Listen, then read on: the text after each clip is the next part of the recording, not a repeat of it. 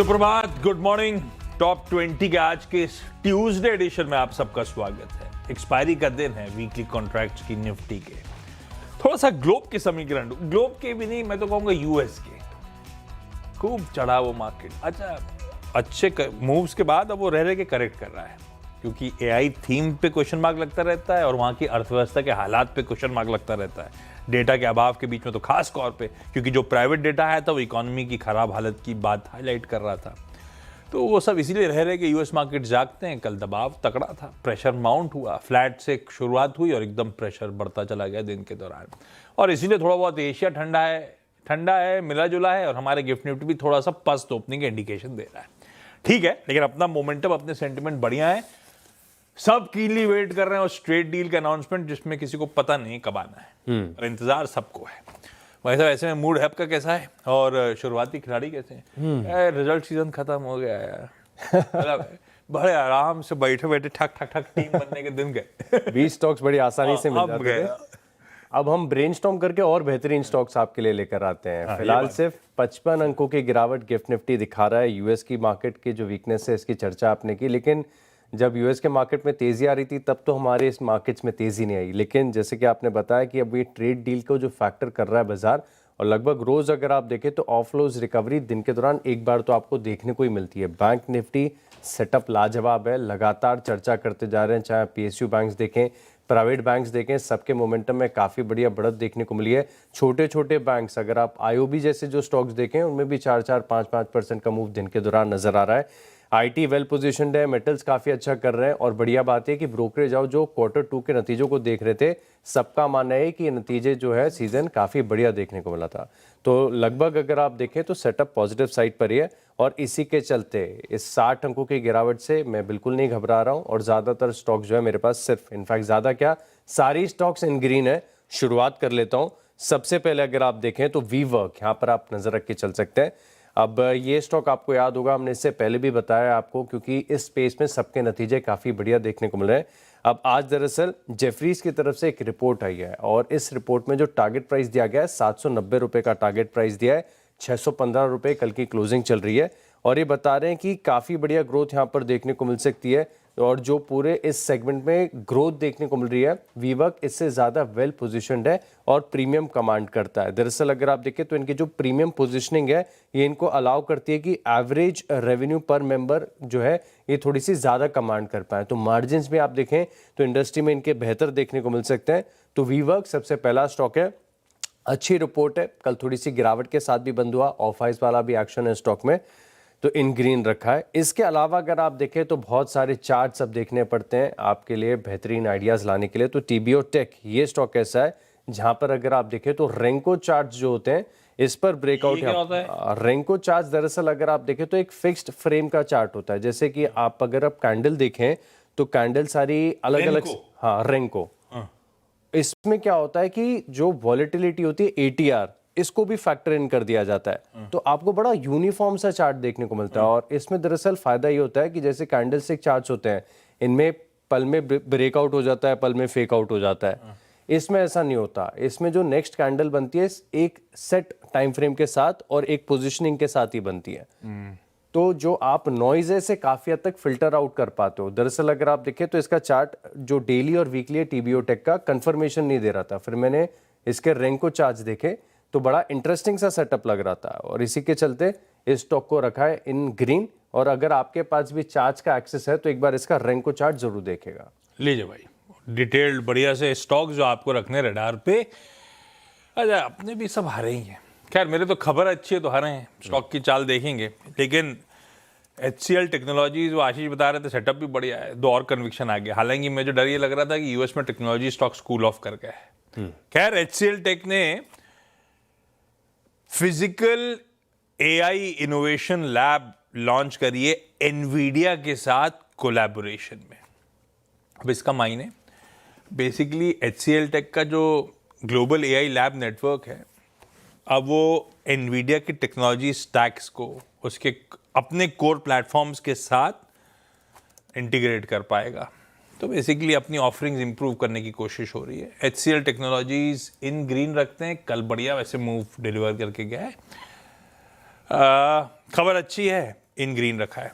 Basically enterprises को मदद मिलेगी फिजिकल एआई, कॉग्निटिव रोबोटिक्स वगैरह में इस कोलैबोरेशन के थ्रू। एस्ट्राजेनेका फार्मा को इन ग्रीन करा, हालांकि चला हुआ स्टॉक है। एस्ट्राजेनेका करते करते अब 9-10 हज़ार रुपए की तरफ बढ़ गया है। इसने सन फार्मा के साथ मेरे ख्याल से सेकेंड टाइम पार्टनरशिप हो रही है एस्ट्राजेनेका और सन फार्मास्यूटिकल्स की। सन फार्मा के साथ मार्केटिंग और डिस्ट्रीब्यूशन पैक करा है उनकी सोडियम जिरकोनियम के लिए, जो हाइपरलाइकमिया के सोडियम कौन सा? जिरकोनियम, सही तो यार, ये दिखाओ डायरेक्टर, लिखा है तुमने सोडियम ये देखो सही लिखा है। आगे वाला मैंने पंगा नहीं लिया लेकिन वहां तक रोक दिया मैंने। तो बात सही है। इसकी high blood potassium levels adults में जो होते हैं उसके ट्रीटमेंट के लिए बेसिकली यार सन फार्मा देश की दिग्गज कंपनी है। एस्ट्राजेनेका के पास बढ़िया प्रोडक्ट्स हैं। एस्ट्राजेनेका अपने नाम से उस दवा को अभी भी मार्केट कर रही होगी इंडिया में, और सन फार्मा अलग नाम के थ्रू उसी एस्ट्राजेनेका की दवा को इंडियन मार्केट में मार्केट कर रही होगी, डीपर पेनिट्रेट करने की कोशिश कर रही होगी। दोनों के लिए अच्छी खबर है, एस्ट्राजेनेका के लिए ज्यादा, तो इन ग्रीन कर दिया, खबर पे नजर रखने लायक। तो एक HCL टेक्नोलॉजीज, एक एस्ट्राजेनेका, दोनों इन ग्रीन, दोनों पहले इन ग्रीन है। इसके अलावा अब मेरे पास है स्टार हेल्थ केयर, यहाँ पर आप नजर रख के चल सकते हैं। स्टॉक वैसे भी आप देखें तो काफी बढ़िया मोमेंटम में चल रहा है। अब आज दरअसल सिटी की तरफ से एक रिपोर्ट आई है जहां पर टारगेट प्राइस जो है इनके बढ़ाए गए हैं। पहले सिर्फ 580 रुपए का टारगेट था, कल की क्लोजिंग 520 रुपए की है। अब इनका टारगेट 650 है, काफी बढ़िया टारगेट प्राइस इन्होंने इंक्रीज किया है। और दरअसल अगर आप देखें तो इनकी CEO और MD के साथ मीटिंग हुई है, उसके बाद जो कमेंट्री निकल कर आई है पॉजिटिव है। ये बता रहे हैं कि जो न्यू बिजनेस है इसमें अपटिक आपको देखने को मिला है GST कट के बाद में, और साथ में अगर आप देखें तो ये बता रहे हैं कि जो रिटेल हेल्थ है इसमें काफ़ी स्टेडी ग्रोथ यहाँ पर देखने को मिल सकती है। इम्प्रूवमेंट जो है नेट इनकर्ड क्लेम्स रेशियो, ये जो इनके इंटरनल पैरामीटर्स होते हैं इसमें भी सुधार देखने को मिला है। तो स्टार हेल्थ केयर सेटअप काफ़ी अच्छा है, बढ़िया ब्रोकरेज हाउस की रिपोर्ट है और ऊंचे टारगेट की रिपोर्ट है। सीधे 650 रुपये का टारगेट दे रहे हैं, इसके लिए स्टॉक को रखा है इन ग्रीन। अब बात करें कुछ और टेक्निकल पिक्स की तो IIFL फाइनेंस, ये इसका चार्ट तो देखने लायक है, क्या ज़बरदस्त तेज़ी देखने को मिली। और पिछले एक साल में अगर आप देखें तो ये जितनी भी गोल्ड फाइनेंसिंग कंपनीज हैं इन्होंने निवेशकों को ज़बरदस्त पैसा बना के दिया। अब IIFL फाइनेंस चार्ट ज़बरदस्त है, करीब एक साल या फिर आप समझ लें ऑलमोस्ट 2 साल की ऊंचाई पर ये स्टॉक चल रहा है। और पूरा जब सेगमेंट अच्छा करे तो ऐसे स्टॉक्स को मिस नहीं करना चाहिए। मल्टी ईयर बड़े ब्रेकआउट्स यहाँ पर देखने को मिले, इसका भी वीकली और मंथली एक बार चार्ट आपको जरूर देखना चाहिए। IIFL फाइनेंस इस स्टॉक को टेक्निकल पैरामीटर्स पर रखा है इन ग्रीन। दो अगले स्टॉक्स भी एक कड़ी से बंधे हुए हैं, वेस्टलाइफ फूड वर्ल्ड और सफायर फूड्स, दोनों को इन ग्रीन करा। हालांकि ये वीकेंड के डेवलपमेंट्स हैं जो कल शाम को रिपोर्ट होने शुरू हुए थे, धीरे धीरे करके हर जगह रिपोर्ट हुए। इंडियन रेलवेज की तरफ से भाई कहा जा रहा है एक बड़ा अपग्रेड की तैयारी हो रही है। अब ये मैकडॉनल्ड्स, KFC टाइप जो premium single brand food outlets होते हैं उनको अब स्टेशंस पे खड़ा करने की मंजूरी दी जा रही है। वाह। तो बेसिक आइडिया है कि आप जब फ्लाइट पे ट्रैवल करने जाते हो तो सब मिलते हैं आपको, ट्रेन में जाते हो तो ये सब नहीं मिलते स्टेशंस पे। तो इंडियन रेलवे ने, रेलवे बोर्ड का एक जो सर्कुलर कहता है कि अब हम अपनी स्पेसेस 5 साल के लिए ऑक्शन करेंगे इन सबको। तो ये अच्छा एवेन्यू और बहुत बड़ा एवेन्यू खुल सकता है। वेस्टलाइफ फूड वर्ल्ड इसीलिए क्योंकि ये मैकडॉनल्ड्स की चेन वेस्ट इंडिया से लेकर साउथ इंडिया के बीच में ऑपरेट करती है और अपने नॉर्दर्न काउंटर पार्ट से तो कहीं बेहतर ऑपरेट करती है। मैं नॉर्थ इंडिया गया हूँ, मैंने मैकडॉनल्ड्स देखे हैं और यहाँ के मैकडॉनल्ड्स का चाम ही अलग है। अच्छा, मुंबई के गजब है। मास्टर फ्रेंचाइजी है ये इस पॉकेट की। तो वेस्टलाइफ फूड वर्ल्ड को ग्रीन करा, कुछ नहीं कर रहे हैं स्टॉक, ठंडे पड़े हैं वो। तो इन सब के बीच में जुबिलेंट फूडवर्क्स ने स्मार्ट नंबर्स दे दी तो आउट परफॉर्म कर गया, अदरवाइज सब पिटे खड़े हुए। सफायर फूड्स, अब मेंशन सफायर करूं या देवयानी इंटरनेशनल करूं बात बराबर है। मैं सफायर ले जा रहा हूं, 2 ही चुन रहा था मैं। ये QSR चलाती है यम ब्रांड्स के लिए, one of the largest franchises है देवयानी, और ये सबसे बड़ी फ्रेंचाइजीज है यम ब्रांड्स की। यम ब्रांड मतलब KFC, पिज्जा हट, इनके पास तो इवन टैको बेल है। तो ये सब वो आउटलेट्स हो सकते हैं जो कल को रेलवे स्टेशन पे मिलते हो, और एफ्लुएंट क्लास तो बढ़ी रही है। तो मेरे ख्याल से इनके प्रोडक्ट्स अच्छे बिक रहे होंगे दोनों, अगर ऐसा हो रहा है वाकई। तो ये दोनों इंटरेस्टिंग थीम्स को मैंने इन ग्रीन कर दिया। अगले बहुत बढ़िया हो जाएगा क्योंकि ट्रैवल करो ट्रेन में तो कई बार ऐसा होता है ना, हाइजीनिक पैकेज फूड का चाम ही अलग है वो। आपको थोड़ा सा, वैसे तो स्विगी और जोमेटो दोनों लाकर दे देते हैं आपकी ट्रेन की सीट पर, लेकिन आप डायरेक्ट अगर आउटलेट्स आ जाएंगे तो और कन्वीनियंस यहाँ पर इंप्रूव हो जाएगा। अब ये दोनों मेंशन है, इसमें लोकल वाले भी होंगे, हमारा जंबो वड़ा पाव भी होगा, हाँ हो सकता है, तो सब होंगे। अब ये लिस्टेड है तो इनकी चर्चा कर दी मैंने। इंटरेस्टिंग है। अब Tata Motors CV commercial vehicles यहाँ पर नजर रख के चल सकते हैं। ब्रोकरेज हाउस की रिपोर्ट्स आना शुरू हो गई हैं जब से। अब दरअसल काफ़ी बढ़िया रिपोर्ट आई है HSBC की तरफ से, और बढ़िया बात यह कि ये फॉलोअप रिपोर्ट नहीं है, सीधे कवरेज की शुरुआत कर दी गई है। 380 रुपये का टारगेट दिया। हालांकि अगर आप करंट मार्केट प्राइस के हिसाब से देखें तो कोई बहुत बड़ी अपसाइड नहीं है। एक तो कमेंट्री मुझे अच्छी लग रही है, 323 रुपये कल की क्लोजिंग, 380 इनका टारगेट है, और ये बता रहे हैं कि ये प्रीमियम वैल्यूएशन कमांड करता है। दरअसल अगर आप देखें तो इंडस्ट्री में काफ़ी बेहतरीन है टाटा मोटर्स सीवी बिजनेस, और इस सेगमेंट में स्टेडी डिमांड देखने को मिलती है, उतार चढ़ाव ज़्यादा नहीं होते, और इसी के चलते अगर आप देखें तो इनकी जो प्रॉफिटेबिलिटी है ये भी स्टेडी होती है। तो कंफर्ट वाला स्टॉक है। अब पता नहीं क्यों इनकी तरफ से टारगेट प्राइस अग्रेसिव नहीं आया। कल 1.5% के आसपास की तेजी देखने को मिली थी, 380 रुपये का टारगेट है। लॉरस लैब्स ये अगला स्टॉक है मेरी लिस्ट में, इसको भी इन ग्रीन रखा हुआ है। क्या एक्सेप्शनल नंबर्स इस स्टॉक ने दिए हैं, लगातार तेजी यहाँ पर देखने को मिल रही है। मुझे याद आता है कि 1 साल पहले तक लॉरस लैब की स्थिति बहुत खराब थी, गाइडेंस बहुत तगड़ी देता था लेकिन डिलीवर कुछ नहीं होता था। लेकिन अब आप देखें इस स्टॉक में जिस प्रकार से टर्न अराउंड देखने को मिला, इसने पलटकर ही नहीं देखा है। इनफैक्ट एक बार आपके पास अगर अभी चार्ट खुले हैं तो वीकली चार्ट लॉरस लैब का आप देखिए, और आपको नजर आएगा कि पिछले 8 हफ्तों से, 1 2 3 नहीं, पिछले 8 हफ्तों से लगातार वीकली जो कैंडल्स बन रही है इसमें प्रीसीडिंग से हायर हाइज और हायर लोज के फॉर्मेशन देखने को मिल रहे हैं। और higher highs, higher lows, lower top, lower bottom, ये टेक्निकल एनालिसिस की जो है बैकबोन है, रीढ़ की हड्डी है। तो ये बड़ी बेसिक चीज़ें हैं और हर बार काम आती हैं। ऑल टाइम हाई पर चल ही रहा है, मोमेंटम बड़ा ज़बरदस्त है। तो लॉरस लैब इस स्टॉक को तो इंक्लूड करना ही था, इन ग्रीन रखा है फिलहाल। इस सेगमेंट के लास्ट दो में GMM फॉडलर को रेड रख रहा हूं, जो पार्ट ऑफ द ट्रेड पता है उसी हिसाब से। अब बायर कौन है मुझे नहीं पता। फर्स्ट सेंटियर इन्वेस्टर्स इंडिया सब कॉन्टिनेंट फंड है, FII है, जिसने BSE में इस कंपनी के 4,09,000 शेयर्स और NSE पे 3,16,000 शेयर्स कल बेचे। तो इस सेलिंग के बीच में JMM फॉडलर को रेड रखा। वन सोर्स स्पेशलिटी फार्मा, इसमें कल अमनसा होल्डिंग ने 2 लाख शेयर्स बेचे 1735 पे। उसके बावजूद मैं ग्रीन रख रहा हूं क्योंकि जब मैंने देखा वो, अब मैंने इसमें किसी एंटिटी थी एक करुणा बिजनेस सॉल्यूशंस, दरअसल ये प्रमोटर्स हैं जिन्होंने अमनसा से वो पूरा चंक एक्वायर कर लिया कल। तो प्रमोटर्स की बाइंग हुई है और लास्ट होल्डिंग पैटर्न कहता था प्रमोटर्स का 29-30% ही हिस्सा था। तो प्रमोटर्स अगर खरीदारी कर रहे हैं तो इन ग्रीन रखा है। उसके इस लास्ट ट्रेड्स के डेवलपमेंट के बीच में इनको कलर शेड्स दिए। ब्रेक के उस पर जब लौट के आएंगे तो अगले 4 पे बातचीत है। चलिए ब्रेक के बाद आपका स्वागत है और अगले 4 स्टॉक्स पर बात कर लेते हैं। और अगला स्टॉक है मेरी लिस्ट में UPL। इसका सेटअप काफ़ी बढ़िया है और मल्टी ईयर ब्रेकआउट्स यहाँ पर आपको देखने को मिले। अब कल की जो क्लोजिंग देखने को मिली है 2% की तेज़ी के साथ, ये अच्छी क्लोजिंग है। और आप ये समझ लीजिए कि 13 जनवरी 2022 के बाद से सबसे बेहतरीन बढ़िया डेली क्लोज यहाँ पर देखने को मिला है। पिछले 3 हफ्तों से लगातार पॉजिटिव प्राइस वॉल्यूम एक्शन देखने को मिल रहा है। पिछले 3 हफ्तों में वॉल्यूम एक्शन भी ज़बरदस्त देखने को मिला है। तो यहाँ पर UPL इस स्टॉक को रखा है इन ग्रीन।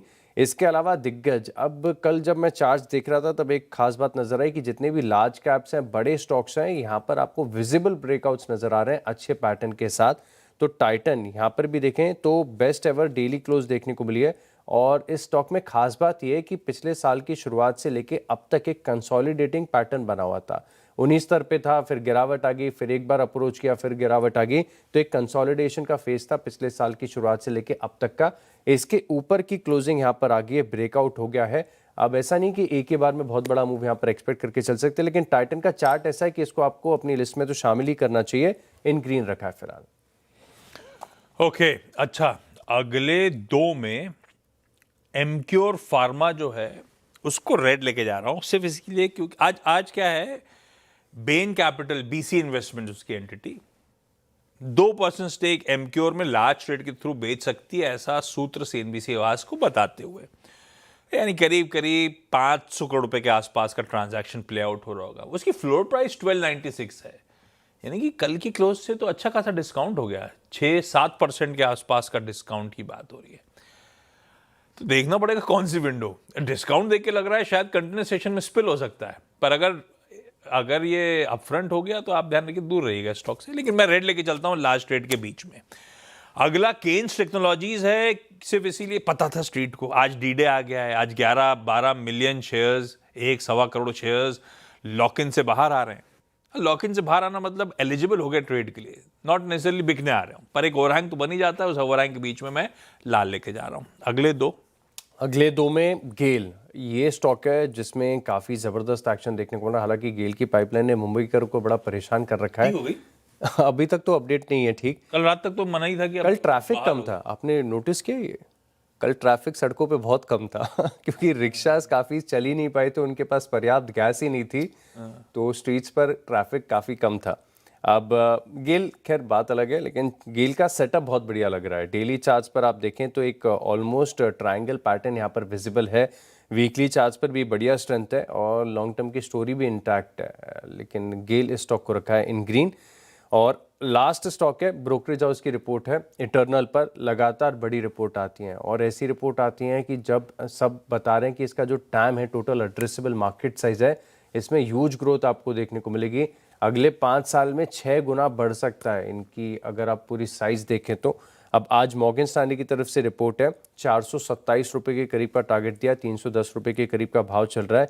लेकिन इनकी रिपोर्ट में सबसे खास बात जो मुझे लगी, ये लेवल इन्होंने बता दिए। ये करें कि स्टॉक में 280 से 285 रुपये के आसपास बॉटम होने के संकेत आ गए हैं। यानी आप इसको एक सपोर्ट, एक स्टॉप लॉस की तरह चुन के चल सकते हैं। और बता रहे कि यहाँ पर जिस प्रकार से पूरा मार्केट साइज बढ़ता जा रहा है, अपॉर्चुनिटी मैसिव है, तो टनल के साथ तो बने ही रहना चाहिए। अब आपके पास एक सपोर्ट आ गया 280-285। WPIL को, साउथ अफ्रीकन आर्म को 426 करोड़ का इनके जेवी का ऑर्डर मिला है। WPIL को ग्रीन कर दिया। और फाइनली JSW इंफ्रा, इन्होंने ओमान पोर्ट की स्पेशल पर्पस व्हीकल में 51% स्टेक लेने की बात करी है, जिसके लिए $419 बिलियन उस पोर्ट को डेवलप करने के लिए खर्च कर रहे होंगे। इसको भी ग्रीन करा है, बढ़िया डेवलपमेंट। 10-10 पूरे। ब्रेक का समय, ब्रेक के उस पर जब लौटेंगे तो टीम्स का एक क्विक रैप अप। ई स्टॉक्स का रिकैप देख लेते हैं। सबसे पहले वीवर्क, यहाँ पर काफी बढ़िया ब्रोकरेज हाउस की तरफ से रिपोर्ट है। TBO टेक के चार्ट्स आप जरूर देखिएगा। स्टार हेल्थ केयर, यहाँ पर भी ब्रोकरेज हाउस की रिपोर्ट का एक्शन नजर आएगा। IIFL फाइनेंस मल्टीयर ब्रेकआउट्स है। टाटा मोटर्स, CV, यहाँ पर रखिएगा focus. Laurus lab, UPL, Titan, GAIL और इटर्नल, इन स्टॉक्स को भी रडार पर रखें। 10 और जो हैं वो आपकी स्क्रीन पर आ जाएंगे। ऐसा नहीं सब हरे नहीं है, लाल हरे का मिक्स है। हरे में HCL टेक्नोलॉजीज, एस्ट्राजेनेका, वेस्टलाइफ और sapphire foods, one source speciality, WPIL और JSW इंफ्रा। GMM फॉडलर, एमक्योर और केन्स को आज किन्हीं वजहों से वो स्पेसिफाइड हैं इन रेड रखा है।